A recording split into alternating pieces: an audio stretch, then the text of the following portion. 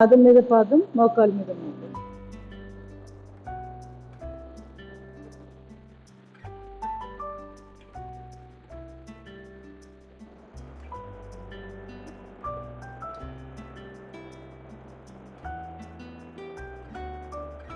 Slowly relax. Right side.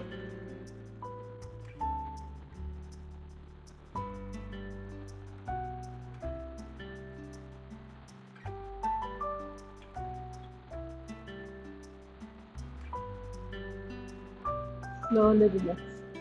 కాళ్ళ మధ్య gap పెట్టి 2 అడుగులు గ్యాప్ పెట్టి మర్కటాసన సెకండ్ పొజిషన్. 2 మోకాళ్ళు నేలకి టచ్ అవుతున్నట్లుగా. ఎడమ పాదం దగ్గర కుడి మోకాలు స్లోగా టచ్ చేసే ప్రయత్నం చేయాలి.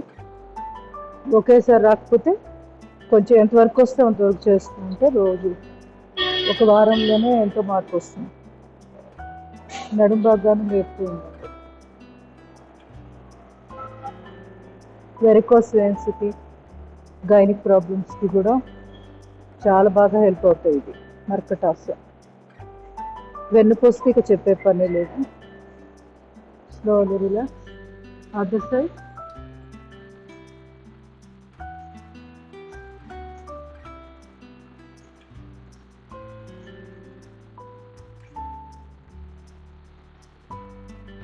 Slowly relax. Third position. Right leg up, fold, press.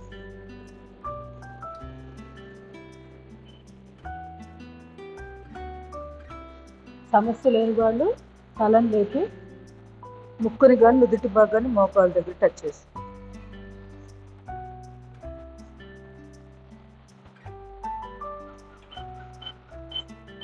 అర్ధ పవన ముక్తాసన.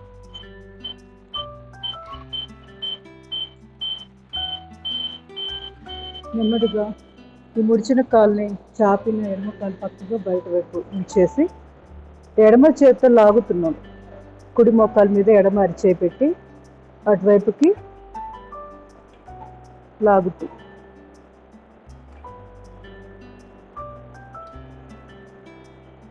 పాదాన్ని పడుకోబెట్టి తొడ భాగాన్ని కూడా బిగించండి. కింద ఉన్న చాపిన ఎడమ కాలు తొడ భాగాన్ని బిగిస్తుంది.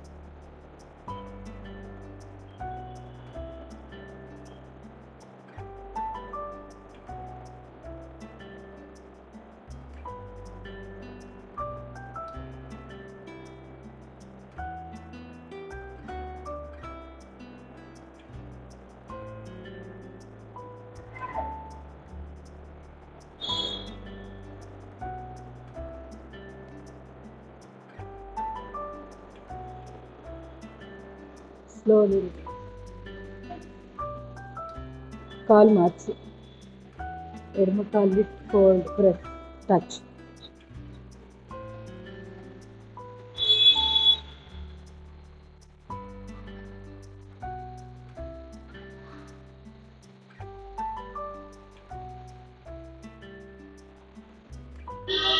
నెమ్మదిగా ముడిచిన కాలుని కుడి కాలు పక్కగా బయట పెట్టి కుడి చేయి సపోర్ట్ పెట్టి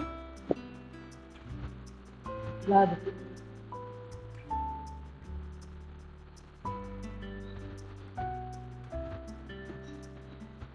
కింద కాలు తొడ భాగాన్ని బిగిస్తూ వదిలి హిప్ జాయింట్ మూమెంట్స్.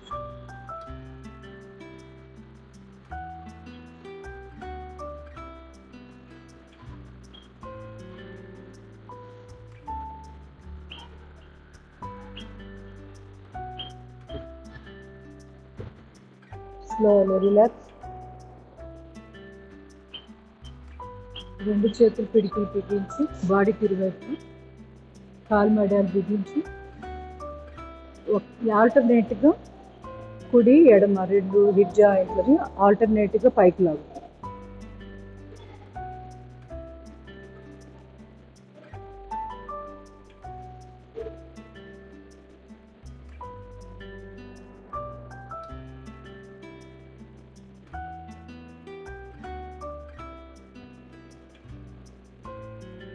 ఇప్పుడు 2 తొడ భాగాలు బిగిస్తూ వదిలేస్తాం.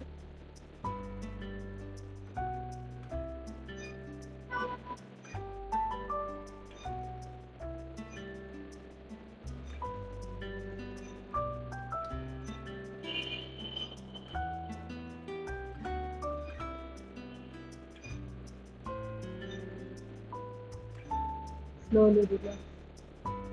సయాటికాకి సంబంధించిన ఫోర్త్ది చేద్దాం. మర్చిపోతాం ఫోర్త్ పొజిషన్. ఇది చేయలేని వాళ్ళు థర్డ్ పొజిషన్ మళ్ళీ చేస్తాం. రైట్ లెగ్ ఎడమ చేతిలో.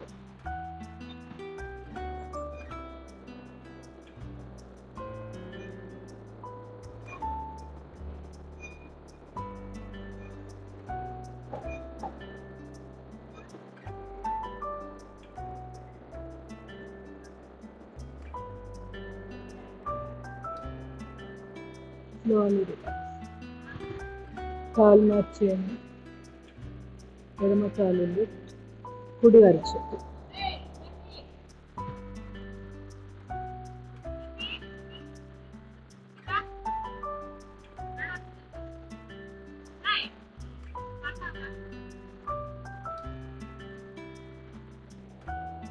Slowly relax.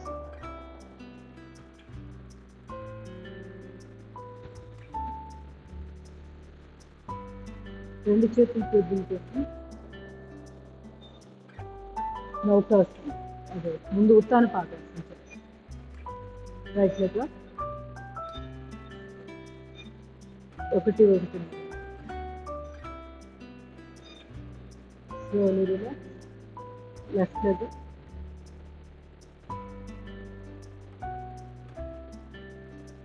Slowly relax. Both legs up.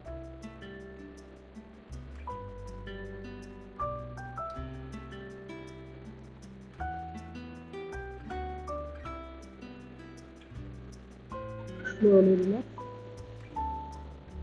నౌకాసనం.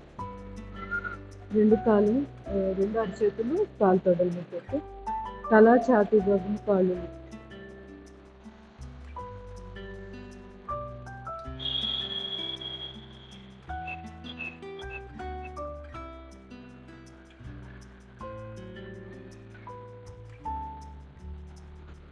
Relax.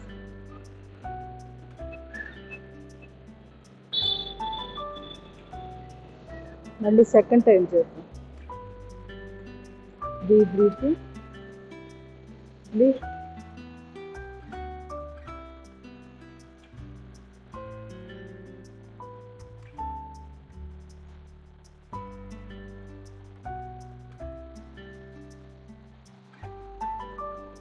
Slowly relax. మత్స్యాసనం. రెండు చేతులు కాలు పెరుగుతుంది పెట్టుకొని తల ఛాతీ నడుము.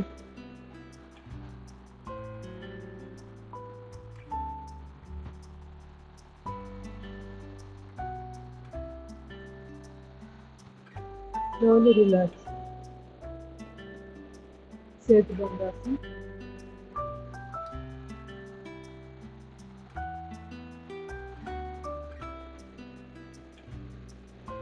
నడుము ఛాతీ భాగం తిరుగులు.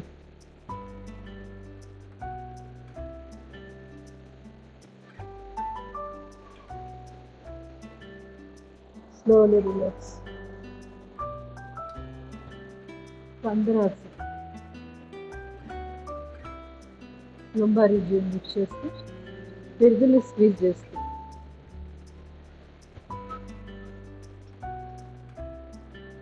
వీలైతే కాలు మడలు పెట్టుకోండి. ఆటోమేటిక్గా పెల్విక్ రీజియన్ చక్కగా అది యాంటీరియర్ అది టిల్ట్ అంటే ముందుకి ఉన్నది వెనక్కి ఇట్లా తిప్పినట్టు అవుతుంది.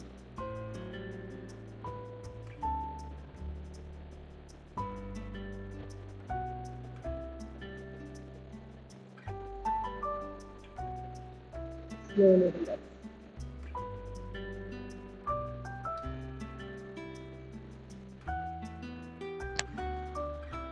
నెమ్మదిగా ఎడం వైపు కూడా లేచి కూర్చోండి.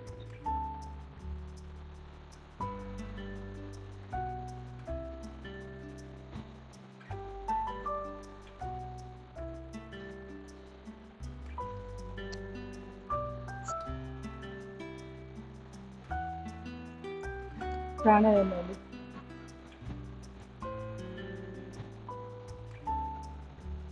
కొన్ని హిప్ జాయింట్ సంబంధించిన ఎక్సర్సైజ్.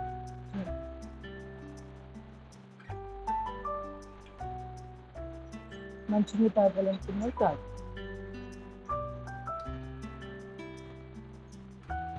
ముందుగా చంద్రాంగ భస్త్రిక చేద్దాం. ఎడమ చేతి రానుముద్ర, కుడి బొట్టం వెళ్తే కుడి ముక్కు మూసివేసి 20 నుంచి 30 బ్రీత్ అవుట్.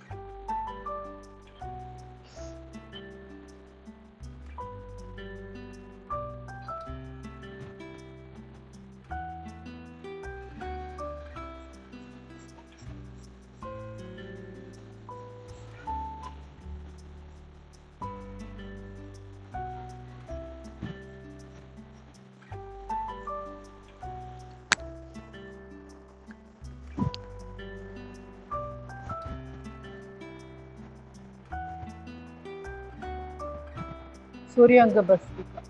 కుడి చేయి ప్రాణముద్ర అంటే ఉంగరపు వేలు, చిటికిన వేలు, బొటన వేలు టిప్స్ కలుపుతూ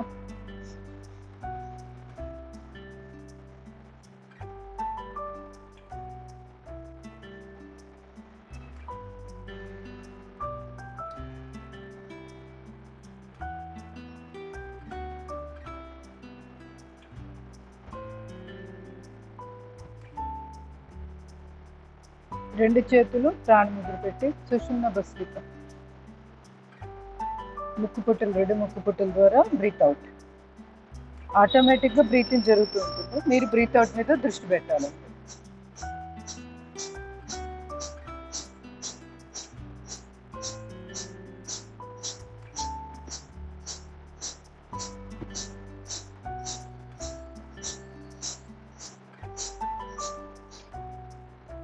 ఆల్టర్నేట్.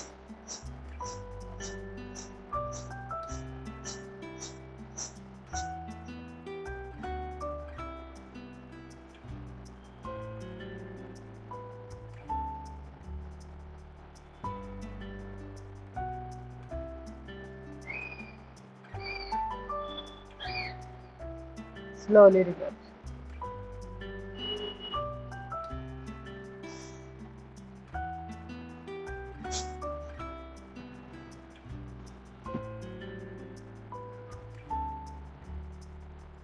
కపాల భస్త్రిక నార్మల్ చేద్దాం. పిడికిలు బిగించి భుజాలు ఎదురు, శ్వాస తీసుకున్న శ్వాస వదిలేసి 23 రౌండ్స్.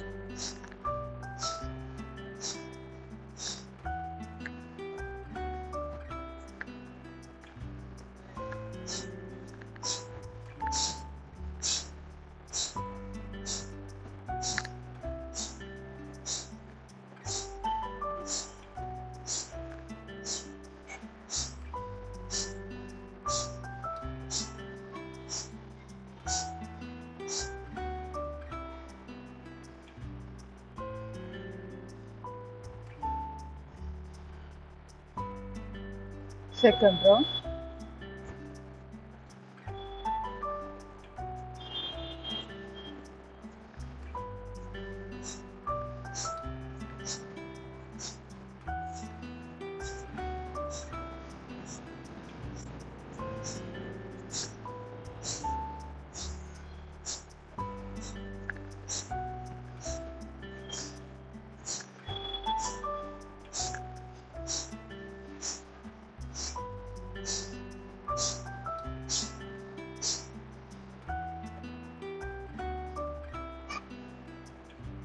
Third round.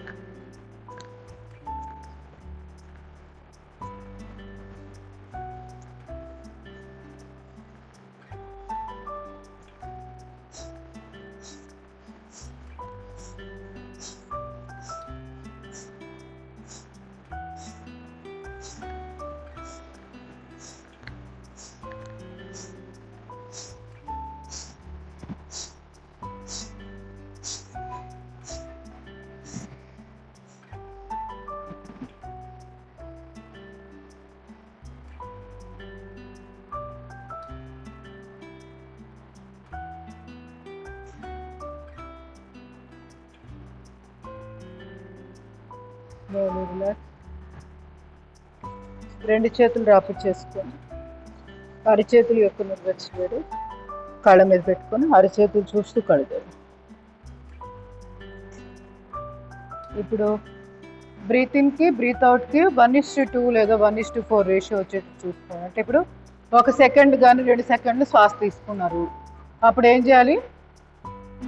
4 రెట్లు, అంటే 2 4 8, అంటే 8 సెకండ్ల పాటు శ్వాస బయటకు వదిలేటట్టు. లేదా అంత చేయలేము అంటే కనీసం సగం, అంటే ఒకటి చేస్తే అప్పుడు డబల్ చేయాలంటే 2 సెకండ్స్ వదిలేటట్టు ఆ time. Okay, so breathe in కంటే బ్రీత్ అవుట్ అనేది ఎప్పుడు కూడా ఎక్కువ ఉండాలి, కనీసం సమానమైన ఉండాలి కానీ అంతకుమించి తగ్గకూడదు. తగ్గిందంటే లంగ్ కెపాసిటీ సరిగ్గా లేదని అర్థం. సో ఇది గుర్తుపెట్టుకొని ముందు ఎలాగంటే మనకి స్లోగా బ్రీత్ అవుట్ చేయడానికి మంచి బాగుంటుంది. ఇది ఎట్లా అంటే డీప్ బ్రీతింగ్ తీసుకుంటాం,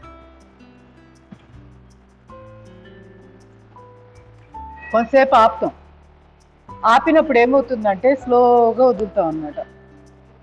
బ్రీత్ ఇన్కి బ్రీత్ అవుట్కి మధ్య 1-2 సెకండ్స్ గ్యాప్ ఇవ్వండి, కుంభకం చేయండి, తర్వాత స్లోగా నింపాదిగా వదలండి. అది కూడా పక్షి మూతిలాగా చిన్న మూతి ఇట్లా నోటి తోటి.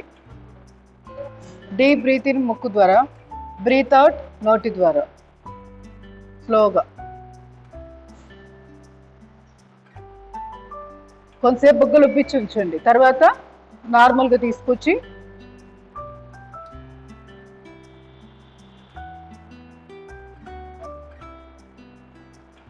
అట్లా స్లోగా స్టెప్స్గా ఎంత వీలైతే అంత ఎక్కువసేపు శ్వాస బయటకు వదిలే పని. ఇక్కడి నుంచి పొట్ట లోపలికి లాక్కుంటూ తర్వాత ఈ భాగాన్ని లాగుతూ అట్లా పైకి వస్తున్నట్టు ఫీల్ అవుతూ చేయండి. అది లేదా ముందు ఇక్కడి నుంచి వెళ్తుంది. బ్రీత్ ఇన్ అన్నప్పుడు ఫస్ట్ పొట్టలోకి వెళ్తుంది కదా, సో లాస్ట్కి వచ్చేది పొట్టలోది బయటికి. ఫస్ట్ ఇక్కడ వెళ్ళిపోతుంది బయటికి, అంతే కదా. ఇప్పుడు పప్పు డబ్బాలో బిస్కెట్లు వేస్తాం, ఫస్ట్ వేసిన బిస్కెట్ ఎప్పుడు వస్తుంది? లాస్ట్ వస్తుంది. అలాగే తీసుకున్న శ్వాస కూడా అంతే, ముందు తీసుకున్న శ్వాస లాస్ట్కి వస్తుంది బయటికి. సో అది గుర్తుపెట్టుకుంటే తేలిగ్గా విజువలైజ్ చేసుకునేటప్పుడు బాగుంటుంది.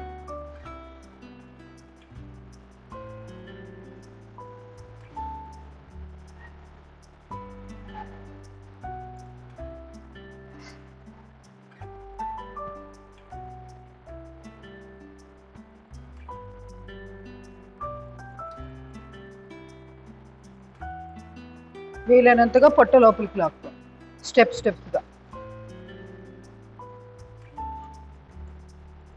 మధ్యలో కొంచెం గ్యాప్ ఇచ్చుకుంటూ మళ్ళీ డీప్ బ్రీతింగ్ తీసుకోండి.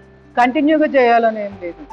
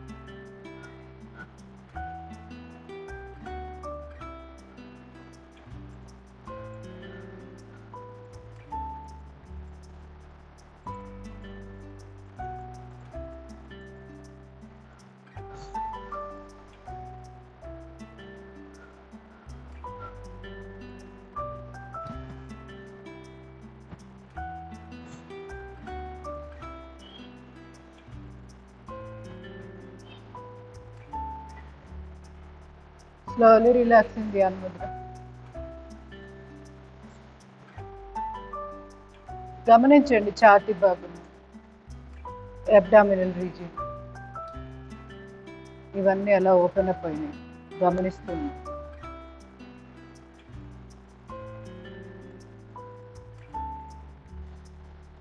Slowly relax. న్యూరోమస్ ఇది చేద్దామా, అదే candle breathe out. Deep breathing తీసుకోండి.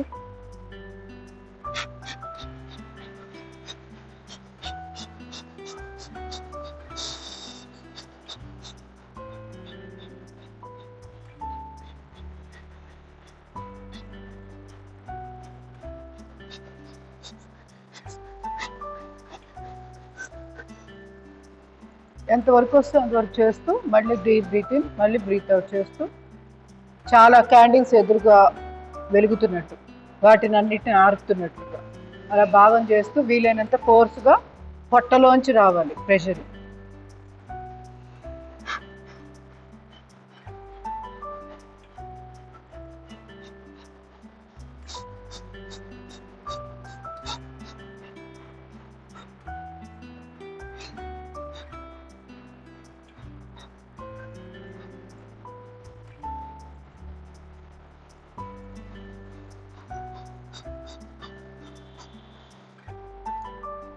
ఇంకా రాకపోతే అక్కడ డీప్ బ్రీత్ అవుట్ చేసేసేయండి, మనకి ఊదడం రావట్లేదు. సో ఆ లోపల ఉన్న శ్వాసను మొత్తం బ్రీత్ అవుట్ ఎగ్జైల్ చేసేసి రిలాక్స్ అయిపోయి స్లోలీ రిలాక్స్. గమనించండి, శక్తి ప్రసారాన్ని గమనిస్తూ ఉన్నాను. ఇప్పుడు చేసిన ప్రక్రియ తాలూకు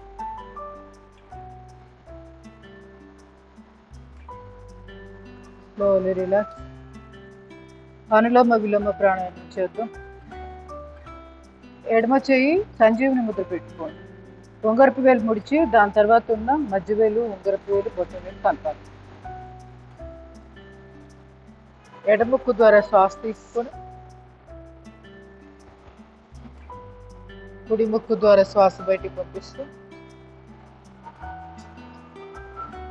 కుడి ముక్కు ద్వారా తీసుకున్న శ్వాసను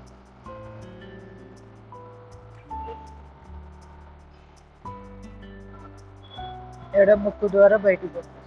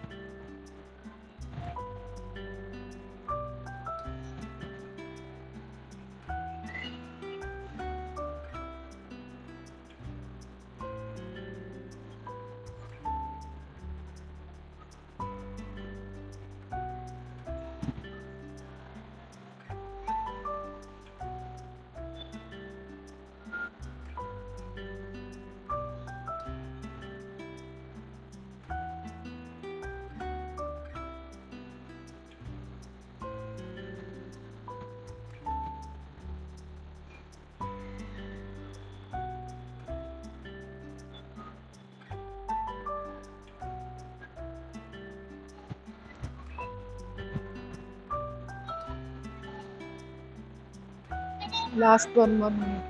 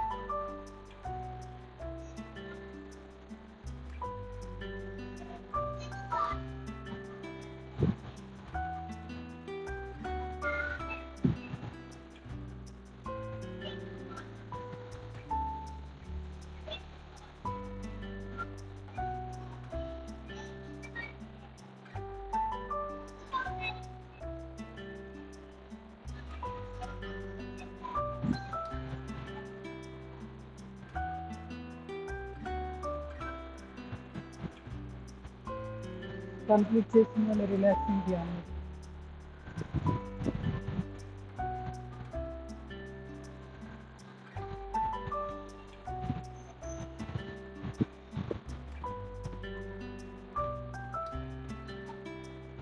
స్లోలీ రిలాక్స్. కపాల శక్తి వద్ద ప్రారంభించండి. ఆఖరి ముద్ర పెట్టుకోండి. అంటే చేతి వేలు టిప్స్ కలిపి డీప్ బ్రీతింగ్ తీసుకున్నాక బొగ్గలు బీచి ముక్కుని బట్ట వేలుతూ మూసేస్తాం. ఉండగలిగిన సేపు చింటక్ అంటే జలంధర్ బంధం వేసి ఉండండి, లేదంటే తల ఎదురుగా కూడా ఉంచవచ్చు. అంటే మెడ నొప్పి ఉంటే తల దించాల్సిన పని లేదు. తర్వాత నెమ్మదిగా ముక్కులు ఓపెన్ చేసి శ్వాస బయటకు పంపిస్తాం. అంతే.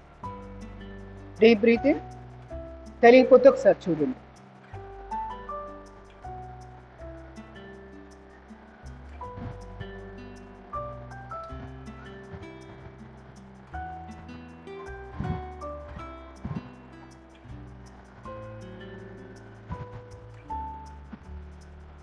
ఈ విధంగా తల స్ట్రైట్ తీసుకొచ్చి మళ్ళీ ముక్కుల ద్వారానే శ్వాస బయటకు పంపిస్తాం.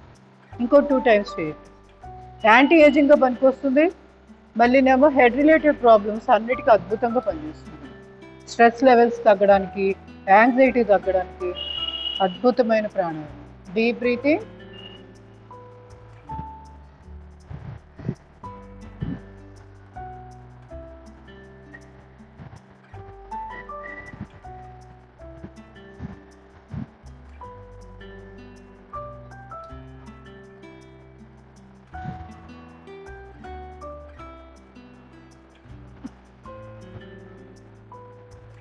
లాస్ట్ 1 more time చేద్దాం.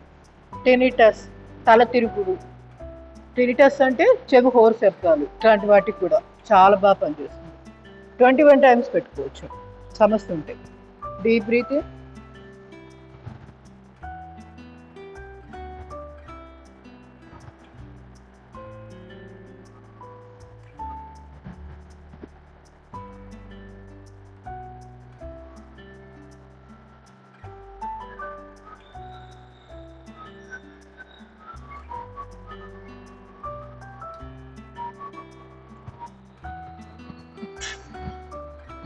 కంప్లీట్ చేసిన వాళ్ళు రిలాక్సింగ్ ధ్యానం.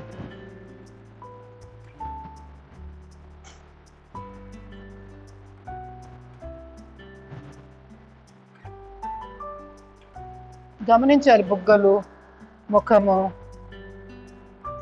కపాలం లోపల మెదడు. మనం ఇట్లా శ్వాసను ఆపడం, వీటన్నింటి వల్ల మార్పులు ఏమైనా గమనిస్తున్నారా? శక్తి ప్రసారాన్ని గమనిస్తూ రిలాక్స్.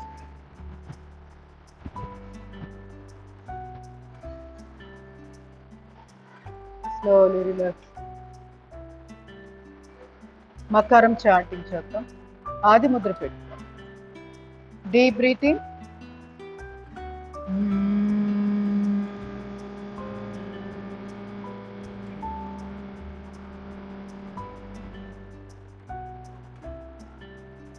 Deep breathing.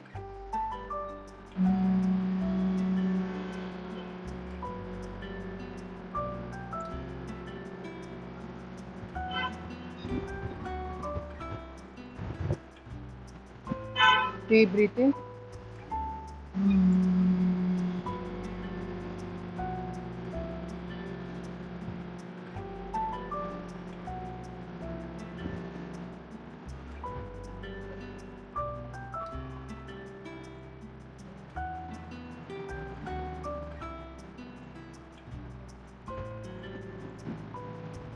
భ్రామరి ప్రాణాయామం. షణ్ముఖి ముద్ర పెట్టుకోండి. చూపుడు వేళ్ళు ఆజ్ఞాచక్రం దగ్గర, మిగతా 3 వేళ్ళు ముక్కు పక్కగా. శ్వాస తీసుకున్నాక చెవులు మూసివేసి ఓంకారాన్ని జంకారంలో చేయాలి. నాలుక కేచరి ముద్ర వేసుకొని.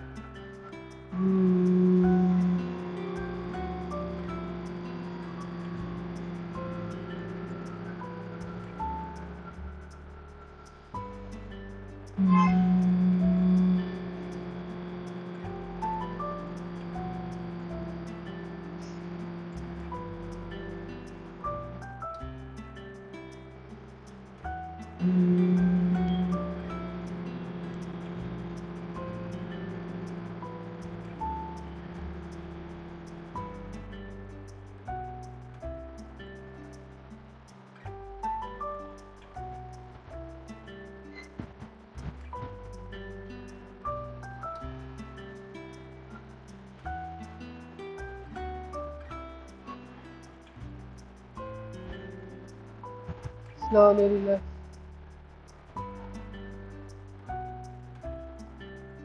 రెండు చెవులు మూసివేసి డీప్ బ్రీతింగ్ తీసుకొని ఓంకారాన్ని జంకారం లాగా,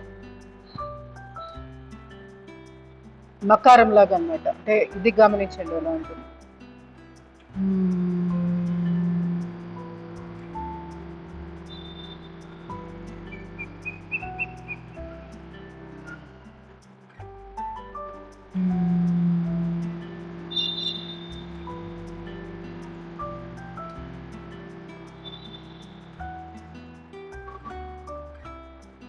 శ్వాస తీసుకునేటప్పుడు చెవులు ఓపెన్ చేయాలి. Deep breathing.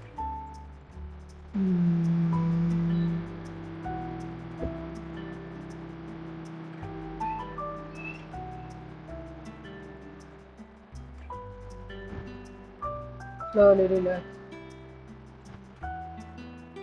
Relaxing ధ్యానం.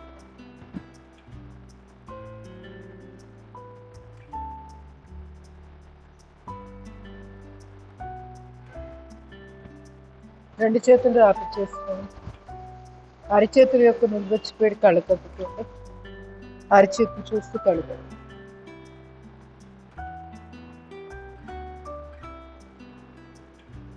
కాళ్ళు చాపి కాల్చి ఒకసారి ఇక్కడ లైట్ వేయండి. ఆ చివరి 2 స్విచ్లు.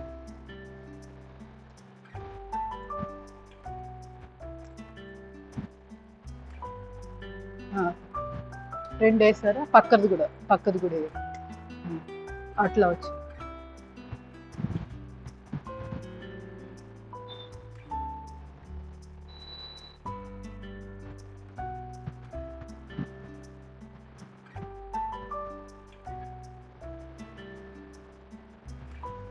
పాదాలు లెఫ్ట్ రైట్.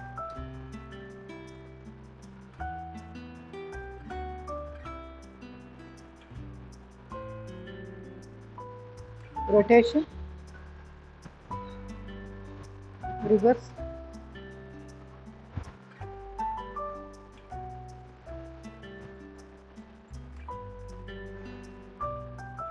రెండు కాళ్ళు దగ్గరగా, పాదాలు ముందుకు.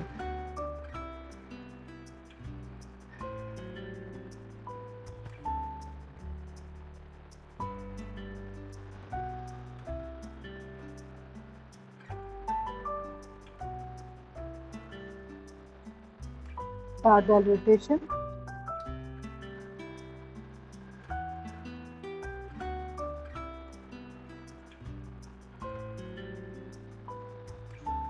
రివర్స్.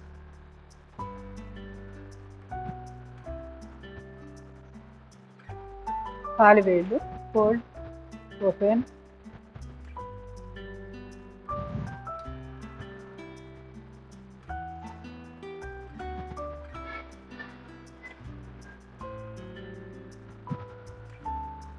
తొడ భాగాన్ని బిగిస్తూ మోకాడు.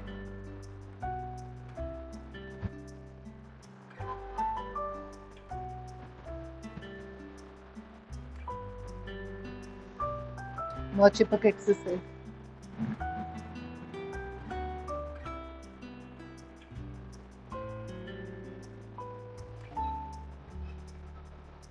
Up down.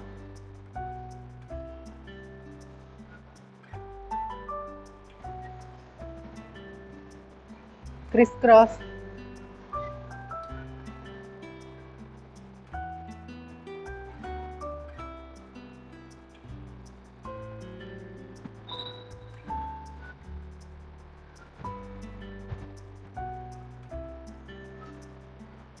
ఎడమ మోకాలు.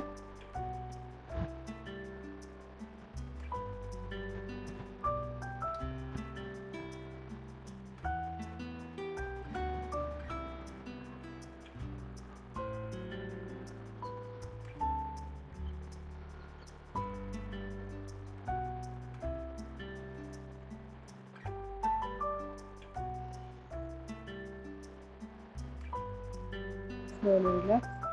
కుడి కాలు ఫోల్డ్. సైకిల్.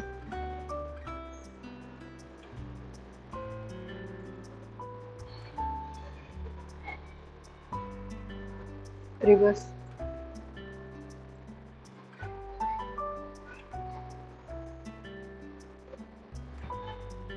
ఎడమ కాలు.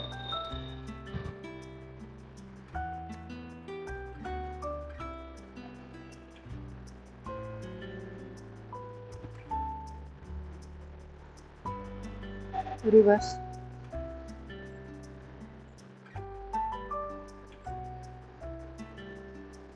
కుడి కాలు ఫోల్డ్ చేసి అప్పర్ లెగ్ని ఛాతీ కానించి.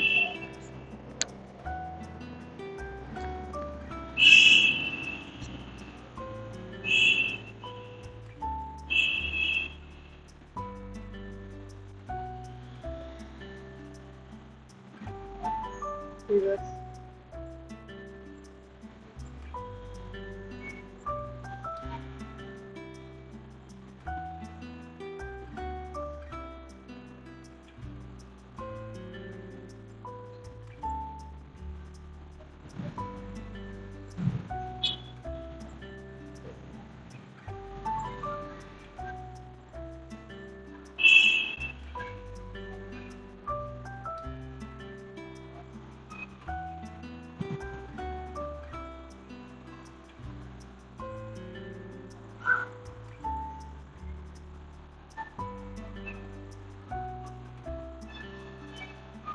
Slowly. ఎడమ కాలు. రెండు కాళ్ళు వాటేసుకోవడం వస్తుందా? రెండు కాళ్ళు వాటేసుకొని తర్వాత రెండు కాళ్ళు పట్టుకోవడం వీలైతే ట్రై చేయండి. ఒక కాలుతో చేస్తున్నాం కదా, తర్వాత రెండు కాళ్ళతో ట్రై చేయండి, వస్తుందేమో చూడండి. ఫోల్డ్ చేసి ఇట్లానే వాటేసుకొని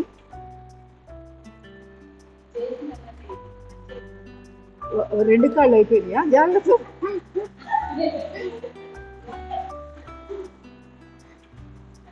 కొంచెం కష్టం.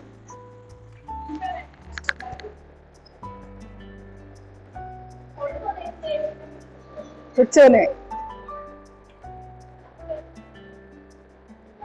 పట్టుకోండి, కానీ జాగ్రత్త, గోడ ఉంది.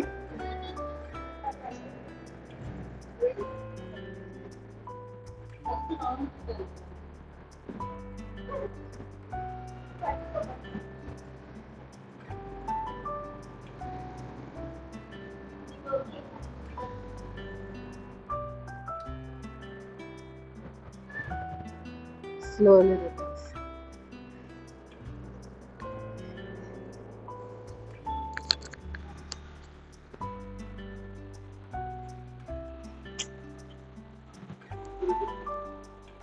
పద్మ గారే బాగా చేస్తున్నారు.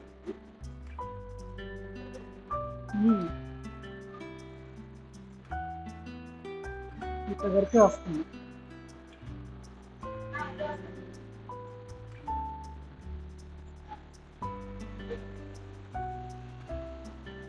ఇంకా అలాంటి రెండు కాళ్ళు పట్టుకోవడమే.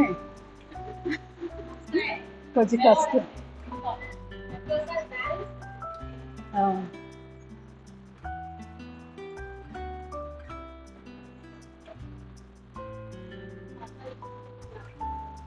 ఉమ్,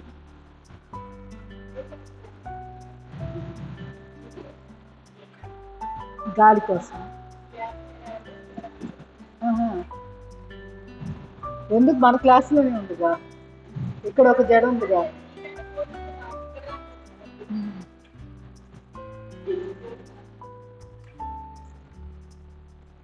పిడుగులు శబ్దాలు వస్తున్నాయి, ఎవరు కదిలే పని లేదు కదా. పార్క్లో అందరూ అలానే ఉన్నారు.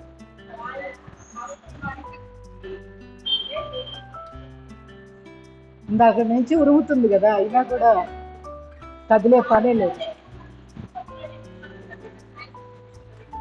అపార్ట్మెంట్లో పిల్లలు. ఉమ్.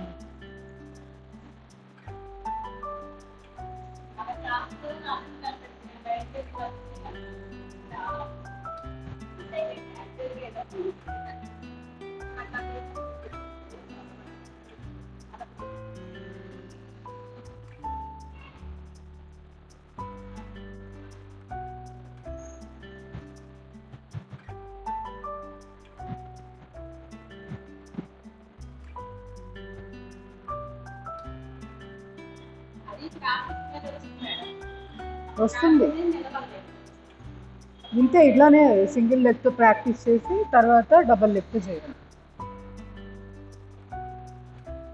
మలాసన్ కూడా బాగా ఎక్కువ ప్రాక్టీస్ చేస్తే కంట్రోల్ వస్తుంది.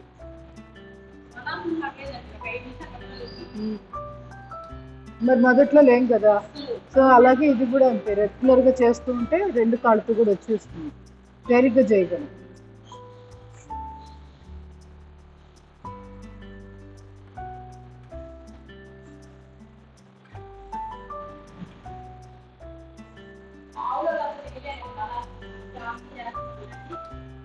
ఇంటి దగ్గర చేయలేమంటారా?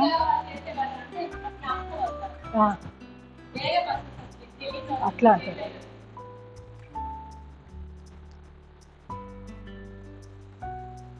ఇది ప్రతిరోజు చేసుకుంటే మోకాళ్ళ నొప్పులు చాలా వరకు కంట్రోల్లో ఉంటాయి. ఉన్న వాళ్ళకి తిరగకుండా ఉంటాయి, రాని వాళ్ళకి లేటుగా ఇబ్బంది పెట్టుకుంటాయి.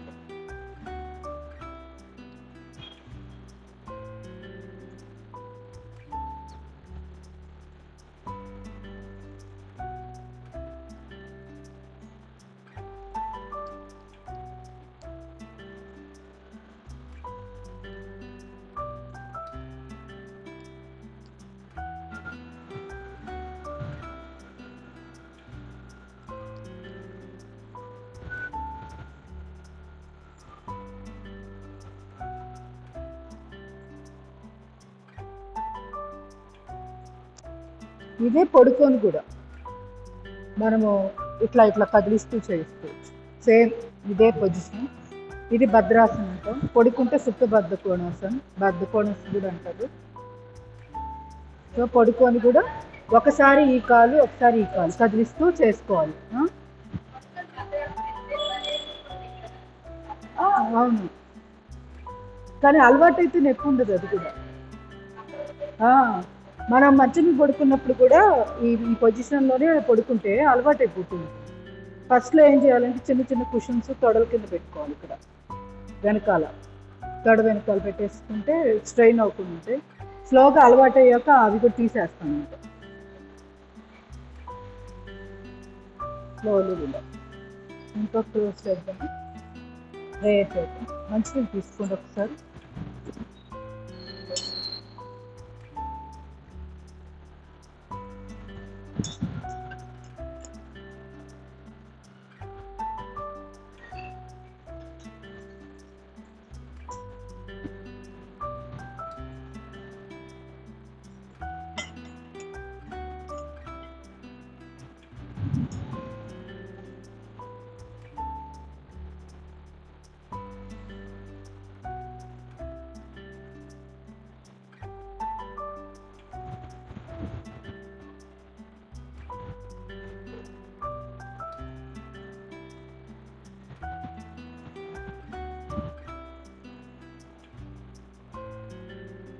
ఓకే, ఇవాళ చిన్న కథ చెప్తున్నా.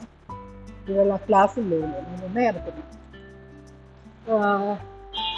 సైకాలజీ ఎలా ఉంటుందో జస్ట్ ఊరికనే మాకు సైకాలజీలో కథ ఉంటుంది. అంటే ఇది ఎలా అంటే మనకి కండిషనల్ ఆపరేషన్, కండిషనల్ లెర్నింగ్, అదే క్లాసికల్ లెర్నింగ్, ఆపరేటింగ్ లెర్నింగ్ అని ఉంటుంది.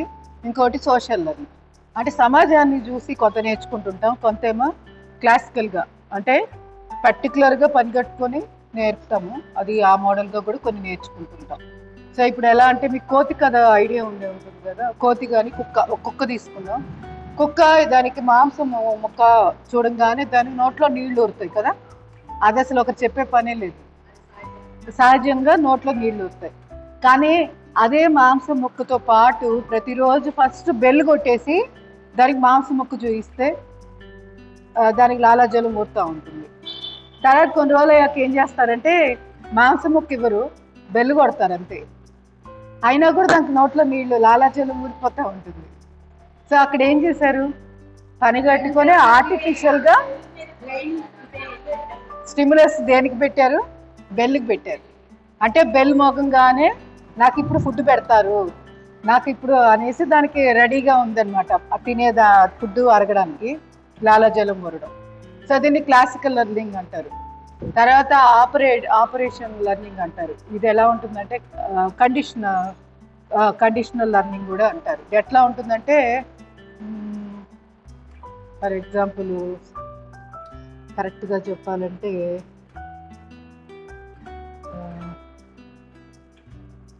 Okay, first social learning చెప్తానులే.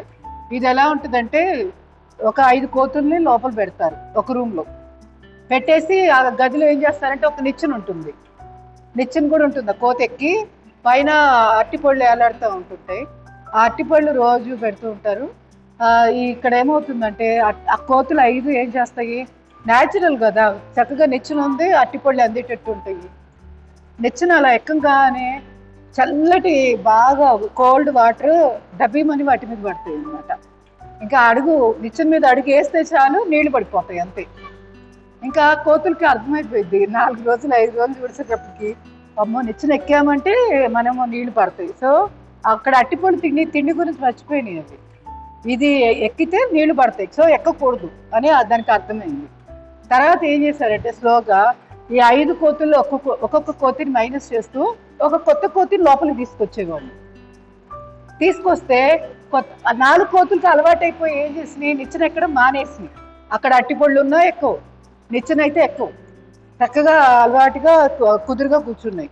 ఈ 5వ కోతి ఏం చేసింది, దానికి తెలియదుగా నీళ్లు పడతాయి అనే విషయం తెలియదుగా, ఇది నిచ్చెన ఎక్కపోతే ఈ మిగతా 4 కోతులు వచ్చి దాన్ని బాగా టప్పి కొట్టేసి కింద దింపుతాయి. అక్కడ నీళ్ళు పడతాయేమో అని. అట్లాగే మళ్ళీ 2వ రోజు 4వ కోతిని తీసేసి, పాత కోతిని తీసేసి 2వ కొత్త కోతిని కూడా ప్రవేశపెడతాడు. అయితే ఇది కూడా తెలియక ఎక్కబోతుంది. ఇది ఫస్ట్ కోతి 2వ కోతి 2 ఎక్కబోతాయి. నిచ్చెన ఎక్కుతుంటే మళ్ళీ కొడతాయి వచ్చింది. అక్కడ నీళ్ళు పడకపోయినా కూడా ఇవి కొడతానే ఉంటాయి, అంటే ఎక్కద్దని. సో అట్లాగా లాస్ట్కి ఎంత ఆశ్చర్యం అంటే 5 కొత్త కోతులు వచ్చేస్తాయి. అసలు వాటి మీద ఏ రోజు వాటికి నీళ్లు పడ్డ దాఖలానే లేవు, ఎక్స్పీరియన్సే లేదు. కానీ అవి నిచ్చెన ఎక్కువ. ఇంకా ఫస్ట్ కొత్త కోతి మొదటి రోజు వచ్చిన కోతి ఆ లాస్ట్ వచ్చే 5వ కోతిని కూడా ఇది కూడా కొట్టిద్ది. ఎందుకు ఎక్కుతున్నావు నిచ్చెన, ఎందుకు కొడుతుందని దీనికి తెలీదు. ఆ పాతవి వద్దన్నాయి కదా, అంతే మనం కూడా వద్దు. సో దీన్ని సోషల్ లెర్నింగ్ అంటారు. అంటే సోషల్ సైకాలజీ ఎలా ఉంటుంది అంటే సమాజాన్ని చూసి మనము గుడ్డిగా కొన్ని ఎలా నేర్చుకుంటుంటాము అనే దాన్ని, ఆ దాంట్లో ఎంత మంచి ఉంది ఎంత చెడ్డ ఉంది అనేది కూడా ఆలోచన చేయం అంతే, ఇంకా ఫాలో అవడిపోవడం అంతే. సో ఇది ఎక్కువగా ఇంకొక బెస్ట్ ఎక్కడో చూడొచ్చు అంటే ఇలాంటివన్నీ మత సాంప్రదాయాలు. మన మత సాంప్రదాయాలే తీసుకోవచ్చు, ఎవరివైనా అవ్వచ్చు. అది క్రిస్టియన్ మతంలో ఉండేవి, క్రిస్టియన్ వాళ్ళకి కొన్ని పద్ధతులు, హిందూస్ వాటికి ఇప్పుడు ఎలా అంటే నల్లపిల్లి ఉంది, నల్లపిల్లి ఎదురుపడంగానే వీళ్ళకి లోపల ఏమవుతుంది, టెన్షన్ మొదలైంది, ఏదో చెడు జరగబోతుందని. అక్కడ జరిగిందో లేదో ఎవరికి తెలియదు. మూఢనమ్మకాలు కొన్ని అలా ఉంటాయి, శకునాలు అని పెట్టుకుంటాం కదా, ఇవన్నీ ఎలా వచ్చినాయి, వెనక ఎప్పుడో చెప్పారు, అవి ప్రతి వాళ్ళు ఫాలో అవుతున్నారు. మనకి అసలు అది జరిగిందో లేదో కూడా గమనించాం, కానీ పక్కా జరిగిద్ది అంతే. సో ఇట్లాంటివి అన్నమాట. దీన్ని సోషల్ లెర్నింగ్ అంటారు. బాగుంది. సైకాలజీ క్లాసులు జరుగుతున్నాయి కదా.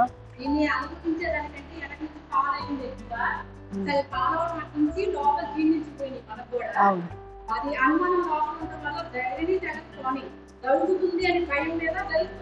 అంతే.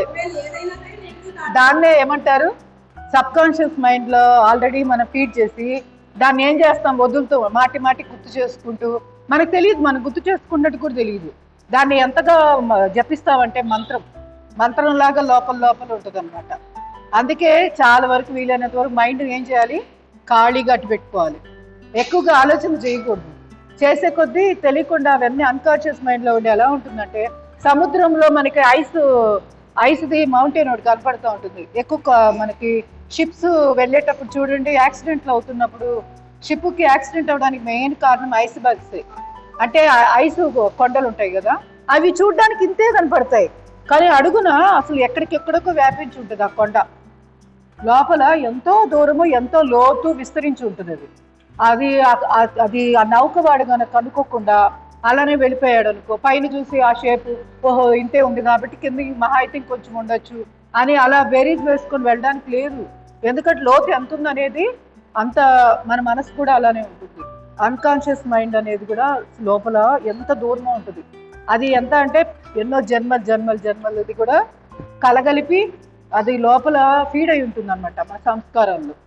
ఇంకా మనం కొత్తవి ఏర్పరచుకుంటే ఇంకా డేంజర్ కదా. సో అందుకని వీలైనంత వరకు కొత్తవి ఎక్కువ పెంచుకోకుండా వదిలించుకుంటూ ఆలోచన రహిత స్థితిలో ఎక్కువ ఉండడం అలవాటు చేసుకోవాలి. సో అప్పుడు ఐస్బర్గ్ లాగా లేకుండా ఉంటాం, లేకపోతే ఐస్బర్గ్ లాగా అయిపోద్ది మన పరిస్థితి. పైకేమో చూడడానికి నిశ్చలంగా చాలా ప్రశాంతంగా ఉన్నట్టు ఉంటాం, లోపల ఏం జరుగుతుంది అనేది ఆ మైండ్ ఆ పర్టికులర్ వ్యక్తికే తెలుసు. ఏంటి లోపల ఆ స్ట్రెస్ ఎందుకు వచ్చింది, యాంగ్జైటీ ఎందుకు వచ్చింది అనేది కూర్చున్నప్పుడు మనం మెడిటేషన్లో కూర్చున్నప్పుడు అర్థమవుతుంది. సో వాటిని మనం క్లియర్ చేసుకోగలిగితే దాని మించింది లేదు. క్లియర్ ఎలా చేసుకుంటాం, ఆ క్షణానికి ఆలోచన లేకుండా ఉండడం అంతే. అప్పుడు ఏమవుతుంది, అవి బలపడకుండా ఉంటాయి, స్లోగా అంతరించిపోతూ ఉంటాయి. మనం ఎప్పుడైతే ఎక్కువ సార్లు రిమైండ్ చేసుకుంటూ ఉంటామో అప్పుడు ఆటోమేటిక్గా మార్క్ అనేది బాగా బలంగా పడిపోతూ ఉంటుంది. ఆ బలంగా పడ్డమే సంస్కారం కింద మారుతూ ఉంటుంది. అంటే మాటికి రిపీట్గా అదే ఆలోచన వద్దన్న వస్తుంది అంటే ఏం చేయాలి, అప్పుడు ఎక్కువగా మెడిటేషన్, ప్రాణాయామాలు, యోగా ఇట్లాంటి వాటితో డైవర్ట్ చేసుకోవాలి. ప్రతిరోజు సాధన చేస్తున్న కొద్ది తెలియకుండా మనలో ఎంతో మార్పు వస్తూ ఉంటుంది. ఎలా వస్తుంది అంటే అది ప్రాక్టీస్ చేసే తెలుస్తుంది ఎలా వస్తుంది అనేది. అనుభవపూర్వకంగా తెలియాల్సిందే. కొన్ని ఎదుటి వాళ్ళు చెప్పొచ్చు, దాన్ని నమ్మడం అనేది ఎలా కుదురుతుంది, మనం అనుభవించినప్పుడే అది తెలుస్తుంది దాంట్లోది ఏంటనేది. సో అందుకే ఆలోచన రహిత స్థితికి వీలైనంత వరకు మ్యాక్సిమం ఉండడానికి ప్రయత్నించాలి. అంటే రోజులో కనీసం ఆ 24 గంటల్లో 2 గంటలు మనతో మనం ఉండాలి. ఒక 2 గంటలు మనకి మనం స్పెండ్ చేయాల్సిందే, వేరే వాళ్ళతో సంబంధం లేదు. అది ఫ్యామిలీ మెంబర్స్ అవ్వచ్చు, ఎవరైనా అవ్వచ్చు. వాళ్ళకి మనం క్వాలిటీగా చక్కటి సమయం కేటాయించాలి అంటే కూడా ఫస్ట్ మనం బాగుండాలి. మనం బాగలేకుండా వాళ్ళతో మనం ఎంత స్పెండ్ చేయాలని చూసినా వాళ్ళకి విలువ ఉండదు. ఎందుకు, మన బాధలతోటే మనం ఉన్నాం, వాళ్ళనేది ఉద్ధరించాలనుకోవడం ఎంతవరకు కరెక్ట్. ఎలా ఉంటుందంటే ఒక కథ తెలుసు కదా మీ అందరికి, ఏరోప్లేన్ కదా. ఏరోప్లేన్లో ప్రయాణిస్తున్నాం, ఏరోప్లేన్ క్రాష్ అవ్వబోతుంది, యాక్సిడెంట్కి గురి అవ్వబోతుంది, అనౌన్స్మెంట్ వస్తుంది. ఫస్ట్ ఏం చేస్తారు ఎయిర్ హోస్టెస్ వాళ్ళంతా? ఫస్ట్ ఇచ్చే గైడ్లైన్స్ ఏంటి, మీ పిల్లల జాగ్రత్త, మీ వారి జాగ్రత్త అని చెప్తున్నారా? చెప్పట్లా. ఏం చెప్తారు, ఎయిర్ బ్యాగ్ తీసుకొని ముందు మీరు తగిలించుకోండి అని చెప్తారు. మీకు మీరు తగిలించుకోండి, అంతేగాని మీ పక్కన పిల్లలకి తగిలించమని చెప్పలే. ఎందుకు, వాళ్ళకి సరిగ్గా తగిలించాలి అంటే ముందు మనం ఆరోగ్యంగా గాలి పీల్చుకుంటూ ఆక్సిజన్ బాగా తీసుకొని ఉండాలి. అలాగే మనం ఆరోగ్యంగా ఉంటే మన చుట్టుపక్కల వాతావరణం కూడా, మనుషులు కూడా అందరూ ఆటోమేటిక్గా మన మాట వింటారు, మనకి విలువ అనేది వస్తూ ఉంటుంది. ఎక్కువగా మనకి విలువ రావట్లేదు అంటే కారణం ఏంటంటే మన మీద మన సరిగ్గా ప్రాక్టీస్ లేదు అక్కడ. అంటే మన వైపు నుంచి సాధన తక్కువగా ఉండబట్టి ఎదుటి వాళ్ళకి అది అర్థమైపోతుంది, మనకు అర్థం కావట్లేదు. కారణం ఏంటి, మన దృష్టి ఎప్పుడు బాహ్యముఖంగా ఉంది కాబట్టి మన లోపల ఏం జరుగుతుందో మనకు తెలియట్లా, కానీ చూసే వాళ్ళకి అర్థమవుతుంది. ఎందుకు, అద్దంలా కనపడుతూ ఉంటుంది మనది ఏంటనేది, ఎదుటి వాళ్ళకి బాగా తెలుస్తుంది. సో అందువల్ల అంత దూరమే వెళ్ళకుండా ముందు మనల్ని మనము ముద్రించుకొని ఆ తర్వాత బయట వాళ్ళని ముద్రించాలి. ఎవరైనా అవ్వచ్చు, పిల్లలు అవ్వచ్చు, ఎవరైనా అవ్వచ్చు. వాళ్ళు మన మాట వింటలేదని బాధపడకూడదు. వాళ్ళు మన మాట ఎందుకు వింటలేదు అంటే మనం అంత మెచ్యూర్గా లేము అని అర్థం. అంటే మనం ఇంకా సాధించాల్సింది చాలా ఉంది, అందువల్లే మన మాట ఎఫెక్టివ్గా లేదు అంటే అక్కడ మౌనం, సైలెంట్గా ఉండిపోవడం, మన మీద మనం అధ్యయనం చేసుకోవడం, ఆటోమేటిక్గా పవర్ వస్తుంది. ఆటోమేటిక్గా వాళ్ళు మన చుట్టూరు వస్తారు, తిరుగుతూ ఉంటారు సలహా కోసం అడగడం ఏదైనా. సో లేదా ఒక మాట మాట్లాడినప్పుడు పవర్ఫుల్గా ఉంటుంది. 10 మాటలు మాట్లాడి ఒక్క మాట వినకుండా ఉండే కంటే సైలెంట్లో ఉండి పవర్ఫుల్గా ఒక్క మాట మాట్లాడితే చాలు. ఎక్కువ మాట్లాడకుండా వీలైనంత వరకు నాలుక కేచరి ముద్ర వేసుకొని ఉంటారు, అంతే.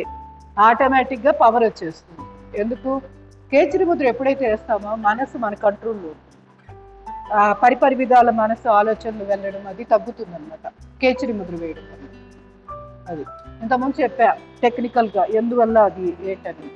సోమరసం అని ఒకటి ఊరుతూ ఉంటుంది మన నడినటి మీద, లోపల చంద్రమండలం ఉంటుంది, ఈ తల భాగంలో చంద్రమండలం ఉంటుంది. ఇవన్నీ కూడా ప్రాణశక్తికి సంబంధించింది. ఆ చంద్రమండలం నుంచి సోమరసం అనేది ఊరుతూ ఉంటుంది. అదేమవుతుందంటే డ్రాప్ డ్రాప్ వచ్చి మన మణిపూర్ చక్రం, ఇక్కడ సూర్యమండలం, ఇదంతా సూర్యమండలం, ఇది చంద్రమండలం. ఇక్కడ సోమరసం ఊరి అదేమవుతుందంటే ఇక్కడ వచ్చి పడుతుంది, మణిపూర్ చక్రం మీద పడుతుంది, అంటే అక్కడ సూర్యమండలంలో వచ్చి పడుతూ ఉంటుంది. అప్పుడు ఏమవుతుందంటే యజ్ఞంలో కనుక మనం నెయ్యి స్వాహ స్వాహ నేస్తే ఎలా అయితే అగ్ని ఇట్లా ఇట్లా ప్రజ్వలిత అవుతుందో, అలాగే ఈ సోమరసం వచ్చి ఆ సూర్యమండలంలో పడ్డప్పుడు, ఈ భాగంలో పడ్డప్పుడు నర్వ్స్ కూడా, అంటే నాడీ వ్యవస్థ కూడా ఇలా ఉత్తేజం చెందుతూ ఉంటుంది, యాక్టివ్ అవుతుంది. ఆ యాక్టివ్ అవడం వల్లే మనం పనులు చేస్తున్నాం. రోజువారి పనులు చేయడానికి మెయిన్ కారణము సోమరసం అనేది ఆ సూర్యమండలంలో పడ్డం వల్ల మనం యాక్టివ్గా ఉన్నాం. కానీ యోగా చేసేటప్పుడు మాత్రం ఆ సోమరసం అనేది సూర్యమండలంలో పడకుండా మనము ఆఫ్ చేసుకోవాలి. ఎలా ఆపుతుంది అది? నాలిక కేచరి ముద్ర వేసుకున్నప్పుడు దాన్ని ఆపగలుగుతాం. ఆ టెంపరీగా 2 గంటలు మనం కనుక యోగా చేసినంతసేపు నాలిక కేచరి ముద్ర వేసుకుంటే సైలెంట్లోకి వెళ్ళిపోతాం. ఎందుకు? ఈ సోమరసాన్ని ఆపుతుంది. అక్కడ అంగిలికి మనము నాలికని అడ్డం పెట్టేస్తూ ఉన్నప్పుడు స్లోగా తగ్గుతుంది ఆ సోమరసం అనేది. ఊరినా కూడా అది వచ్చి ఇక్కడ కలవడం ఉండదు.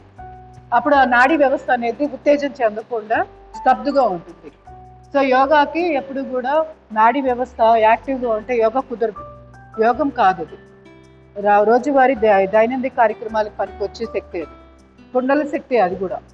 కానీ ఈ కుండల శక్తి వేరు. మన యోగాలో సంపాదించుకున్నప్పుడు యాక్టివ్ అయ్యే కుండల శక్తి ఎలా ఉంటుందంటే ఊర్ధముఖంగా వెన్నుపూసకుండా ప్రయాణిస్తూ ఉంటుంది. అది మన కండరాలని అవయవాల్ని వేటిని టచ్ చేయదు ఆ కుండల శక్తి. ఇవి కదలవు కదా, కాళ్ళు చేతులు కండరాలు ఎక్కడా కూడా ఎనర్జీ వీటికి వెళ్ళదు. వెళ్ళకపోవడం వల్ల ఏమవుతుందంటే మనలో పొల్యూషన్ తగ్గుతుంది. ఇవి ఎప్పుడైతే పనిచేస్తూ ఉంటాయో ఆటోమేటిక్గా అప్పుడు మనకి బయట కనుక ఒక వస్తువుని కాలిస్తే నల్లటి బూడిద ఎలా వస్తుందో మన రక్తంలో కూడా రక్తం చిక్కగా అయిపోతూ ఉంటుంది. అంటే పొల్యూషన్ ఎక్కువ అవుతుంది, ఆక్సిడేషన్ జరుగుతుంది. ఎందుకంటే ఈ పని చేయడం వల్ల ఏమవుతుందంటే వేస్ట్ మెటీరియల్ అంతా బయటకు వస్తూ ఉంటుంది.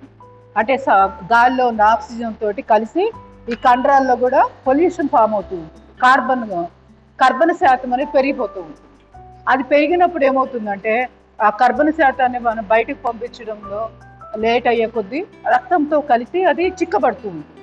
చిక్కబడి ట్రైగ్లిజరైడ్స్ పెరగడం, అంటే ఇదే రక్తంలో మనకి ట్రైగ్లిజరైడ్స్ పెరిగినాయి అని అంటుంటారు చూడండి. మనకి ఎల్డిఎల్ హెచ్డిఎల్ అని 2 రకాలు ఉంటాయి.